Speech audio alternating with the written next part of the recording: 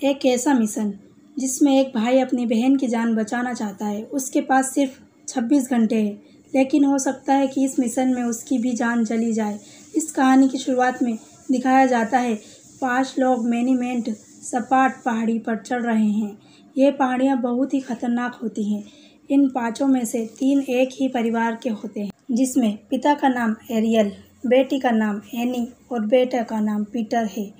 साथ जो 2 लोग होते हैं वो इतने एक्सपर्ट नहीं होते, वो दोनों के दोनों इनसे ऊपर होते हैं। एकदम से वो अपना बैलेंस खो देते हैं और वो नीचे गिरना शुरू हो जाते हैं। 5 एक ही रस्सी से बंधे हुए हैं और ये रस्सी 5 का भार नहीं उठा सकती। बहुत जल्दी सबके सब नीचे गिर जाएंगे, लेकिन इससे पहले कि सब एक साथ गिरते, वो 2 लोग जो चट्टान पर सबसे ऊपर थे वो रस्सी पर सबसे नीचे थे। तभी उन दोनों को रस्सी टूट जाती है और वो नीचे गिर जाते हैं। अब उस रस्सी पर एरियल, उसका बेटा पीटर और उसकी बेटी एनी है और धीरे धीरे उसकी रस्सी खिसकने लगती है। एरियल अपनी बेटी को बुलाता है, तुम पहाड़ी पर क्लेम अप लगाने की कोशिश करो ताकि रस्सी को और भी सपोर्ट मिल जाए, लेकिन उसका हाथ पहाड़ी की दरार तक नहीं पहुंचता जहां पर वो क्लेम अप अटक सकती है। एरियल जानता है कि उसे क्या करना है। एरियल है सबके नीचे, उसके ऊपर उसका बेटा पीटर को बोलता है कि चाकू निकालो पीटर। पीटर चाकू निकालता है और वहाँ कहता है रस्सी को काट दो ताकि मैं नीचे गिर जाऊँ और रस्सी का भार कम हो जाए। एनी और तुम बच जाओगे। एनी ऐसा करने से पीटर को मना करती है। पीटर भी ऐसा नहीं करना चाहता, लेकिन उसके पिता जानते हैं उसने ऐसा नहीं किया तो तीनों के तीनों मर जाएंगे। एरियल पीटर से बोलता है कि तुमने रस्सी नहीं काटी तो क्या होगा। फिर मजबूरी में पीटर को रस्सी काटनी पड़ी, हालांकि एनी के खिलाफ होते हैं और अब एरियल की मौत हो जाती है। एरियल ने अपने बच्चों को बचाने के लिए अपना बलिदान दे दिया और 3 साल बाद ये दिखाया जाता है कि पीटर उस घटना के बाद कभी पहाड़ी नहीं चढ़ा। अब नेशनल ज्योग्राफी चैनल के लिए काम करता है और जब वो एक डॉक्यूमेंट्री शूट करता है, जब देखता है तो उसे पता चलता है कि एक टीम केटू के पहाड़ पर चढ़ने वाले हैं। केटू दुनिया की दूसरी सबसे ऊंची पहाड़ी है और उसे यहाँ भी पता चलता है उसकी बहन एनी भी इस टीम में शामिल है। उसकी बहन बहुत ही फेमस माउंटेनियर है। वो उसकी बहन से मिलने जाता है, मगर आज भी उसकी बहन उसके पिता की मौत का जिम्मेदार उसके भाई को मानती है। उसने आज तक उसे माफ़ नहीं किया। पीटर को पता चलता है कि 5 लोगों की टीम में उसकी बहन भी शामिल है। वो भी पहाड़ी चढ़ेगी और आखिर शिखर तक पहुंचना है। इन 5 में एक आदमी है जिसका नाम स्टेम है। ये बहुत अमीर आदमी है। इसने एक एयरलाइन खरीद ली है। वो शिखर पर पहुंचकर अपनी एयरलाइन फ्लाइट का प्रचार करेगा। प्रचार के लिए वो सबको अच्छे खासे पैसे देगा। अब जिस दिन उनको पहाड़ी पर चढ़ना होता है, उससे एक रात पहले सभी को अच्छी खासी पार्टी देता है और तभी वहाँ पर एक आदमी आता है। उसका नाम विक्की होता है, जो पहले भी केटू की पहाड़ी पर चढ़ चुका है। उसे यहाँ के कोने कोने का पता है। वो स्टेम से पूछता है, अगर वहाँ मौसम खराब हो गया तो आप क्या करोगे। स्टेम कहता है कि हमारे साथ मौसम विभाग का जानकार है और मौसम 1 महीने तक खराब नहीं होने वाला है। विक्की कहता है, अगर ऊपर मौसम खराब हो जाता है तो लोग मर जाते हैं। फैसला कौन करेगा कि जिएगा कौन मरेगा। स्टेम कहता है, जो टीम में सबसे बेहतर होता है वो ही टीम का लीडर होता है और हमारा लीडर टॉम है, क्योंकि वो इन सब से बेहतर है। फिर विक्की वहाँ से चला जाता है। फिर वो रात के अंधेरे में केटू की पहाड़ी पर चढ़ने लगता है। फिर अगले दिन स्टेम की टीम केटू के लिए निकल पड़ती है और जब ये 25,000 फीट ऊंचाई पर पहुंच जाते हैं तो इन्हें रेडियो द्वारा बताया जाता है कि तूफान आने वाला है। इस टीम का जो लीडर होता है टॉम, वो कहता है कि हमें वापस जाना चाहिए, लेकिन स्टेम ऐसा नहीं करना चाहता। वो कहता है, हम पहले पड़ाव से 1 घंटे की दूरी पर हैं, क्योंकि तूफान बहुत धीरे धीरे बढ़ रहा है और हो सकता है वो उत्तर की तरफ मुड़ जाए, इसलिए हमें आगे बढ़ना चाहिए।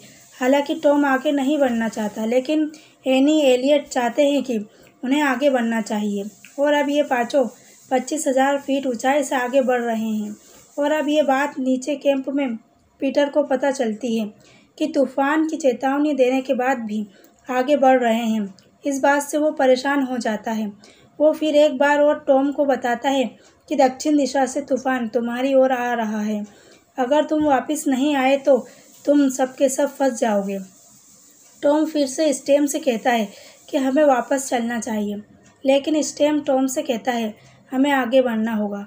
वो कहता है टॉम, तुम 2 बार एवरेस्ट पर चढ़ चुके हो और आज अगर तुम तूफान के डर से इसने आने का पता नहीं और तुम वापस लौट गए तो इस बात का दुख तुम्हें हमेशा रहेगा। एक बार फिर वहाँ पाँचों के पाँचों आगे बढ़ना शुरू करते हैं। फिर पीटर दूरबीन से देखता है ये पाँचों वापस नहीं आ रहे हैं तो वहाँ बहुत दुखी होता है, क्योंकि उनकी टीम में उसकी बहन है। अपने पिता को अब वहाँ पहले खो चुका है, अपनी बहन को नहीं खोना चाहता। वो पाँचों लोग पहाड़ पर आगे बढ़ रहे होते हैं तो तूफान शुरू हो जाता है। ये तूफान बहुत भयंकर तरीके से आता है। उन्हें आगे कुछ नहीं दिखाई देता, फिर भी वह आगे बढ़ते हैं। ये सब धीरे धीरे आगे बढ़ रहे होते हैं और तभी एनी के पैर के नीचे से बर्फ़ खिसक जाती है और वो 2 चट्टानों के बीच में गिरना शुरू हो जाती है। यहाँ पाँचों के पाँचों एक रस्सी से बंधे हुए होते हैं, इसलिए एनी के साथ सब खींचे चले आते हैं। इसी वजह से एनी के साथ 2 लोग और फंस जाते हैं और 2 लोगों की मौत हो जाती है। अब इस खाई में 3 लोग फंस चुके हैं। खाई पूरी तरह बर्फ़ से ढकी हो चुकी है, यानी कि चाहकर भी ऊपर से नहीं निकाल सकते। और अब एनी, स्टेम, टॉम फंस चुके हैं नीचे से। इनमें रेडियो से संपर्क करने की कोशिश की जाती है, लेकिन इनसे किसी भी तरह का संपर्क नहीं हो पाता, क्योंकि रेडियो पर सिग्नल नहीं होते। एनी को मोर्स की लैंग्वेज आती है, उसके भाई को भी, इसलिए वो अपने भाई को मोर्स के ज़रिए बताती है कि यहाँ पर हम 3 लोग जिंदा हैं और बर्फ़ के नीचे फंसे हुए हैं। मोर्स कोड एक ऐसी भाषा होती है जिससे हम क्लिक्स के ज़रिए दूसरे को संदेश भेज सकते हैं, और एनी मोर्स कोड का इस्तेमाल करती है क्योंकि बचपन में उसके पिता ने उसको और उसके भाई को ये भाषा के कोडिंग सिखाई थी। और अब नीचे के लोग पता है कि ऊपर 3 लोग फंसे हुए हैं और पीटर अपनी बहन को बचाने के लिए जाना चाहता है। उसे बताया जाता है कि अब वो 28 घंटों से ज़्यादा ज़िंदा नहीं रह सकते, इससे ज़्यादा की सप्लाई उनके पास नहीं है। साथ ही साथ इन्हें यह भी पता है कि चट्टानों में कहाँ फंसे हुए हैं। अगर उन्हें पता भी चल जाए तो ये बर्फ़ कैसे खोदेंगे, इसलिए इंडियन आर्मी के पास जाते हैं, जो इन्हें नाइट्रोग्लिसरीन बॉम्ब देते हैं और इस बॉम्ब के धमाके से चट्टानों को तोड़कर उनके पास नीचे पहुंचेंगे। लेकिन वह अभी सब जाने के लिए तैयार नहीं है। ये बहुत खतरनाक है। स्टेम की कंपनी कहती है जो इस सफ़र पर जाएगा उसे 40 लाख दिए जाएंगे। तो यहाँ एक टीम तैयार हो जाती है तो पीटर के साथ जाना चाहती है, लेकिन सफ़र से पहले पीटर बताता है कि वह अपनी टीम में विक्की को भी शामिल करना चाहता है। विक्की वो ही बूढ़ा आदमी है जिसने टॉम की टीम को जाने से मना किया था। 3 साल पहले 7 अमेरिकन्स की टीम इसी पहाड़ी पर गई थी और ऊपर एक भयानक तूफान आ गया और इस टीम में विक्की की पत्नी भी थी, जो टूरिस्ट गाइड थी। हालांकि विक्की को सबने मना किया, फिर भी अपने पत्नी को ढूंढने गया, लेकिन उसे अपनी पत्नी वहाँ पर नहीं मिली। लेकिन वहाँ से 3 लोग को बचाकर लाया, लेकिन अब भी वहाँ उसी शिखर के नीचे हिस्से में अपनी बीवी की लाश ढूंढता जाता है, लेकिन आज तक उसकी पत्नी की लाश नहीं मिली। और ये सबसे पहले विक्की के पास जाते हैं। हमें तुम्हारी ज़रूरत है, हमें ऊपर पहाड़ पर जाना है, वहाँ 3 लोग फंसे हुए हैं। विक्की इनकी मदद नहीं करना चाहता है। पीटर कहता है कि आप मेरे पिता के साथ एवरेस्ट की पहाड़ी पर चढ़े थे। दरअसल पीटर के पिता को पहले से जानता है, लेकिन फिर भी वो मदद नहीं करना चाहता। वो कहता है कि ऊपर सब मर चुके होंगे, लेकिन अब उसे बताया जाता है कि स्टेम की कंपनी वाले इस काम के लिए 40 लाख इनाम देंगे। तो विक्की मान जाता है। वो कहता है कि ये चढ़ाई किसी रिकॉर्ड बनाने के लिए नहीं है, बचाने के लिए है। जैसा मैं कहूँगा वैसा ही होगा। अब वो 3 लोग जो दरार में फंसे हुए हैं, धीरे धीरे तबीयत खराब होने लगती है क्योंकि वहाँ ऑक्सीजन की कमी होती है। ठंड बहुत ज़्यादा होती है। अब उनके पास 20 घंटे बचे हैं। अगर इस समय नहीं बचाया गया तो ऑक्सीजन की कमी की वजह से मर जाएंगे। इस प्रॉब्लम से बचने के लिए इनके पास एक दवा है जिसका नाम ही डेक्सामेथासोन है, मगर उनके पास कम मात्रा में है। इन तीनों में से टॉम की हालत ज़्यादा ख़राब है। उसकी दवाई भी घूम चुकी है। एनी अपने हिस्से की दवा टॉम को दे देती है। स्टेम एनी को ऐसा करने से मना करता है, मगर एनी उसकी नहीं सुनती है। पीटर और उसकी टीम हेलीकॉप्टर से ऊपर पहाड़ियों तक पहुंच जाते हैं, लेकिन अब उन्हें आगे का सफ़र पैदल ही तय करना होगा। इसलिए दो लोगों की 3 टीम बनाते हैं। सब अलग अलग रास्तों से उस जगह तक पहुंचने की कोशिश करते हैं जहां पर वो फंसे हैं। और जब पीटर और विक्की पहाड़ों पर चढ़ते हैं, विक्की पीटर को बोलता है, तुमने अपने पिता की रस्सी काटकर अच्छा किया। अगर उनके पास चाकू होता तो वो भी वही करते। और विक्की से कहते हैं, वो बहुत सालों बाद पहाड़ों पर चढ़ रहा है सिर्फ अपनी बहन को बचाने के लिए। यहाँ से विक्की उन तीनों को बता देता है, हम जल्दी उन्हें बचाने आ रहे हैं। विक्की स्टेम को पसंद नहीं करता। वो जानता है वह अच्छा इंसान नहीं है। तभी वहाँ एनी की तबीयत भी खराब होने लगती है। टॉम एनी से कहता है, तुम्हें अब दवा लेने की ज़रूरत है, मगर स्टेम कहता है, अब उसे दवा नहीं मिलेगी क्योंकि एनी ने तुम्हें दवा दे दी थी। अब तुम्हें इंतज़ार करना होगा। अब एनी को एक बैग दिखता है। फिर वो अपनी जान पर खेलकर वो बैग लाती है। फिर एनी बैग खोलकर उसमें देखती है 4 इंजेक्शन दवा से भरे होते हैं, जिसमें वहाँ एक इंजेक्शन टॉम को दे देती है। हालांकि एनी की तबीयत भी खराब होती है, एनी वह इंजेक्शन नहीं लेती है, वहाँ आगे के लिए बचा के रखती है। वो 3 टीमों में से एक टीम जिसमें एक लड़का और एक लड़की होती है जो इन्हें बचाने के लिए आ रहे हैं। तभी उस लड़की का पैर फिसल जाता है। वो चट्टान के किनारे लटक जाती है। लड़का उसे बचाता है तो वो लड़का भी उस चट्टान पर लटक जाता है। उनके बैग से एक बम गिर जाता है और जिससे ही वो नीचे गिरता है, बहुत ही बड़ा धमाका हो जाता है। हालांकि धमाके में दोनों की जान बच जाती है। वो वापस ऊपर चढ़ जाते हैं और तभी एक बर्फ़ का सैलाब उनकी तरफ आता है जो उसे अपने साथ बहा के ले जाता है और उनकी मौत हो जाती है। लड़की की जान बच जाती है क्योंकि उस वक्त वो चट्टान पर लटकी हुई होती है और कुछ ही देर बाद वो पीटर तक पहुंच जाती है। अब यहाँ पर बहुत बड़ा धमाका हुआ होता है, इसलिए इन्हें आर्मी ने इन्फॉर्म कर दिया, बम को धूप में मत रखना, नहीं तो यहाँ अपना आप ही फट जाएगा। जब यहाँ बात पीटर और विक्की को पता चलती है तो वो बैग छाँव में ले जाते हैं और बर्फ़ डाल देते हैं और अब ये इन्फॉर्मेशन अपनी दूसरी टीम को देते हैं, जिससे 2 लोग हैं वो भी अपना बैग छाँव में ले जाते हैं। लेकिन उनके बैग में से नाइट्रोग्लिसरीन लीक हो रहा होता है, जिसकी वजह से वहाँ ब्लास्ट हो जाता है और इन दोनों की मृत्यु हो जाती है। और ब्लास्ट की वजह से बहुत सारी बर्फ़ छट जाती है और इस बर्फ़ के अंदर से एक औरत की डेड बॉडी विजिल होती है। ये और कोई नहीं, विक्की की पत्नी है, जिनकी मृत्यु आज से 3 साल पहले एक बर्फ़ के तूफान में हुई थी। यही पहाड़ों पर आई थी और पिछले 3 सालों से वहाँ अपनी पत्नी की डेड बॉडी को यहाँ पर ढूंढ रहा होता। उसके गले में जो अंगूठी होती है वहाँ अपने हाथों की उंगली में पहन लेता है। उसके बाद वहाँ बर्फ़ में कुछ ढूंढने लगता है और तभी पीछे से पीटर आता है। वो उसे एक बॉक्स दिखाता है। वो कहता है कि तुम इसे ढूंढ रहे हो। विक्की उसे वहाँ बॉक्स ले लेता है। वो उसे खोलकर देखता है और उसके अंदर दवा नहीं होती। दरअसल ये उसकी पत्नी का बॉक्स होता है। 3 साल पहले उसकी पत्नी जब इन पहाड़ों पर तूफान में फंस गई थी तो उसकी दम घुटने की वजह से मौत हो गई। अगर उसे डेक्स दवा उसकी मृत्यु नहीं होती। हालांकि विक्की अपनी पत्नी को बचाने के लिए आया था, तब तक बहुत देर हो चुकी थी और उसने यहाँ से 3 लोगों को बचाया था। उन तीनों में एक स्टीम भी था जो विक्की की पत्नी के साथ था।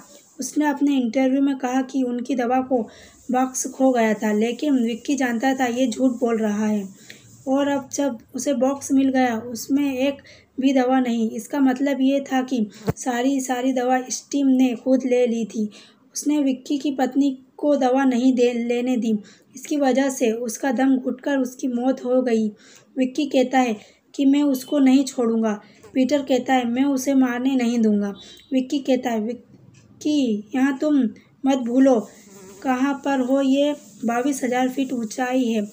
यहाँ पर तुम अपने पैरों पर ठीक से खड़े नहीं हो सकते और स्टीम को मुझसे कोई नहीं बचा सकता। विक्की वहीं से अकेले ही आगे के सफ़र पर निकल जाता है। एनी रेडियो पर अपने भाई को कॉल करती है। वो अपने भाई से कहती है तुम वापस चले जाओ, जब तक तुम यहाँ तक पहुँचोगे हम से में से कोई भी जिंदा नहीं बचेगा। और वहाँ ऐसा इसलिए कहती है टॉम भी लगभग मरने वाला होता है। स्टीम की भी तबीयत अब ख़राब होना शुरू हो जाती है। वहाँ पहुँचने में उन्हें कई घंटे लगेंगे। एनी उसे बताती है कि शायद 2 घंटे में हम मर जाएं। पीटर कहता है मैं वापस नहीं जाऊंगा, चाहे कुछ भी हो जाए मैं तुम तक पहुंच जाऊंगा। वो ही रात को ये दिखाया जाता है जब एनी सो रही होती है। स्टीम टॉम के पास आता है और उसका मुंह बंद कर देता है। वो उसे एयर का इंजेक्शन लगाकर मार देता है और कुछ देर बाद एनी उठकर टॉम को देखती है कि वो मर चुका है। वहीं पर सीरीज पड़ी हुई होती है। वो समझ जाती है कि स्टीम ने उसे मार दिया ताकि उसे दवा न दे और वो ज़्यादा से ज़्यादा समय तक ज़िंदा रह सके। इस वक्त स्टीम ऊपर चढ़ने की कोशिश कर रहा होता है जो कि बहुत ही मुश्किल है। एनी उस पर हमला कर देती है क्योंकि उसने टॉम को मार दिया और जब ये दोनों लड़ रहे होते हैं तभी ऊपर से बर्फ़ गिरती है। इन्हें हल्की सी रोशनी दिखाई देती है लेकिन ये छेद इतना बड़ा नहीं होता कि ये इसमें से बाहर निकल जाए और इन्हें वहाँ पर किसी भी तरह निशानी लगानी होगी ताकि वो भी इन्हें बचाने के लिए आए हैं उन्हें पता चल जाए ये बर्फ़। और दूसरी तरफ दिखाया जाता है पीटर शॉर्टकट रास्ते से यहाँ तक पहुँच जाता है। उसके साथ वहाँ लड़की भी होती है जो बच गई थी। पीटर यहाँ पर ब्लड देखता है। वो समझ जाता है कि यहाँ पर मेरी बहन और बाकी के लोग नीचे हैं और वो यहाँ पर ब्लास्ट करता है। वो बंद जगह को खोल देता है। वहाँ देखता है उसकी बहन की हालत बहुत ज़्यादा ख़राब है। वो अब खड़ी नहीं हो सकती और वो नीचे रस्सी फेंकता है। स्टीम उसकी बहन को रस्सी से बांध देता है। वो धीरे धीरे उसे ऊपर खींचने की कोशिश करता है। विक्की नीचे जाने लगता ही पीटर उसे मना करता है। पीटर को पता है कि वह स्टीम को मार देगा। विक्की नीचे जाता है। स्टीम उस पर हमला कर देता है क्योंकि वह जानता है कि विक्की को पता है उसकी पत्नी की मौत का कारण वही है और वह उसे यहाँ पर मार देगा। विक्की उसे मारता नहीं है बल्कि उसकी कमर पर हुक लगा देता है। जब तक पीटर की बहन को खींच रहे होते हैं जहाँ स्टीम और विक्की खड़े होते हैं वहाँ की बर्फ़ धंस जाती है और नीचे बहुत गहरी खाई है और अब ये चारों एक ही रस्सी पर लटक चुके हैं। ऊपर सिर्फ एक लड़की है। वह इन चारों को ज़्यादा देर तक होल्ड नहीं कर सकती और ना ही ऊपर खींच सकती है। विक्की अपनी जेब में से चाकू निकालता है। पीटर समझ जाता है वो क्या करने वाला है क्योंकि उसके पिता ने भी ऐसा ही किया था। पीटर उससे मना करता है। विक्की कहता है कि दूसरा उपाय नहीं है। स्टीम विक्की के नीचे रस्सी पर लटका हुआ होता है और वो चीख रहा होता है कि ऐसा मत करना क्योंकि वो मरना नहीं चाहता, लेकिन वो रस्सी को काट देता है और वो दोनों के दोनों गहरी खाई में कहीं गुम हो जाते हैं। पीटर अपनी बहन एनी और जो एक लड़की होती है उन्हें लेकर कैंप तक पहुंच जाता है। इन दोनों भाई बहन के बीच में जो नाराज़गी होती है वो दूर हो जाती है। एनी पीटर से कहती है आज अगर पिताजी जिंदा होते तो तुम पर बहुत गर्व होता।